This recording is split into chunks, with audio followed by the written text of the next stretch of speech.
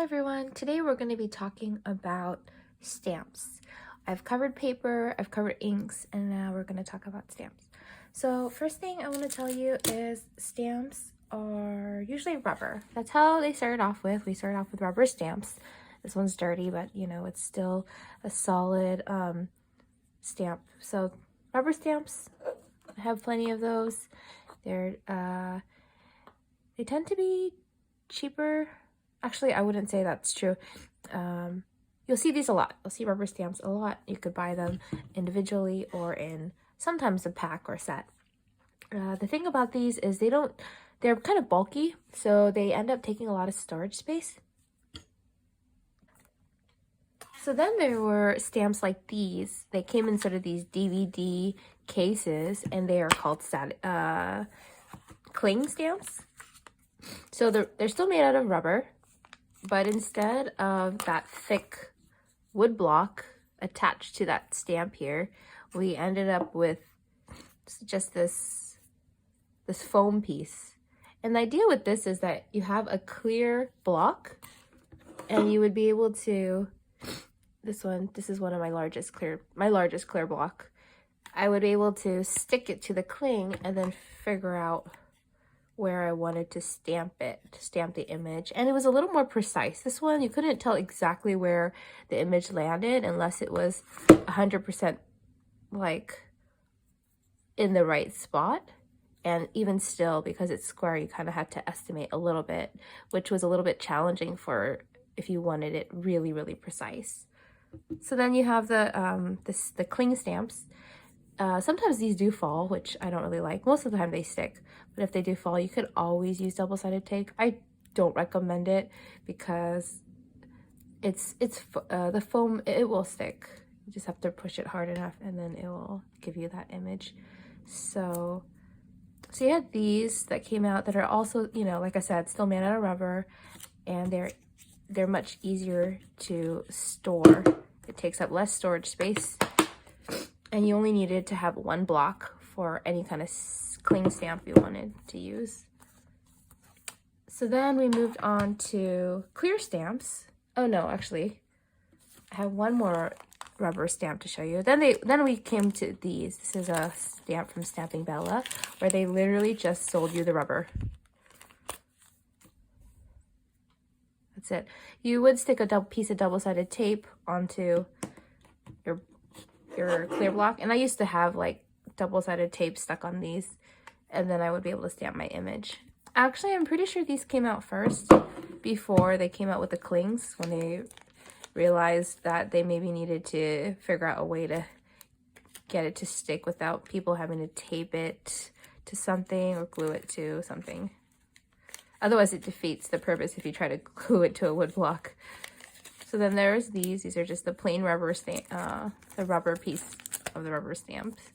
And then we had clear stamps. So clear stamps were pretty, I want to say, revolutionary, because now you have these stamps that are clear. You can see exactly where your image is going, and you could also just peel and stick. And they stuck a lot better to these clear blocks than the cling stamps did. So here's a clear stamp I have. Maybe you've seen this one from a previous video. The only thing is that these are really cheap, a couple of bucks. And what I want to tell you is all clear stamps are not created equal. So that there's many different quality of clear stamps. This one, as I've shown before, it tore. Right here, you could see that when I was peeling it, it actually ripped, and I had to be like super delicate with this one. I could still use it, surprisingly, but it did tear, and I've only used this a few times. This clear stamp stuck to the plastic so tightly that when I peeled it like really quickly, it just ripped. So that's the disadvantage of sometimes buying lower quality clear stamps. Sometimes the image is so cute and you can't resist, and you're like, I'll just get it anyway. Just remember to be gentle with these. They will last you a while. I've had this one for years. You just have to be gentle with them and understand they can tear. So there's your one type of clear stamp. You also have other clear stamps. So I think it ranges in quality. I usually get these Studio G ones because they're small and cheap, and I'll like the image, and I just have to know to take care of them. And I have a number of them that haven't ripped, so they work out really well. And then I have these clear stamps from Lawn Fawn. These are made of photopolymer. It's the best kind of clear stamp you could get. It's high quality, long lasting. It will turn yellow over time if you leave it out in light or sun, but it will still work. These wash really well. You wash with some warm water and soap, and it will clean your stamp right up. So it becomes sticky again. It works really well. These are very long lasting. I also have clear stamps from Amuse. This is a company that's been around for a long time, and they make clear stamps, and they are also high quality. It doesn't say it's made out of photopolymer, but I'm like 99% certain it is, because these clear stamps feel very similar, and this one does not. This one does not. I haven't tried washing these, but it may not be as sticky. I noticed one of my other stamps from a Studio G was losing its stickiness. I have to wash it and see and let you guys know how that turns out. But photopolymer clear stamps is the way to go if you want to have stamps that will last a long time. And I have a number of my Christmas set, the Hampton Art reindeer, the one with the reindeer. That's also not photopolymer. It doesn't call it out as any kind of high quality clear stamp. It is probably along the quality of this kind, but I've had that one for a very long time, and I've used it way more than this one, and it's lasted, and none of them have ripped so far. I haven't even washed them, so they seem to hold up decently well. I remember in my research, these last you at least 15 years if you keep them really well, and the rubber lasts you over 20 years if you keep them really well. So that's what I remember when I was doing my research on my stamps. The thing with clear stamps, which is really nice, is you could just store them really easily. There's so much, they take up way less space, and you only need a few clear blocks. I would say I have this really large one.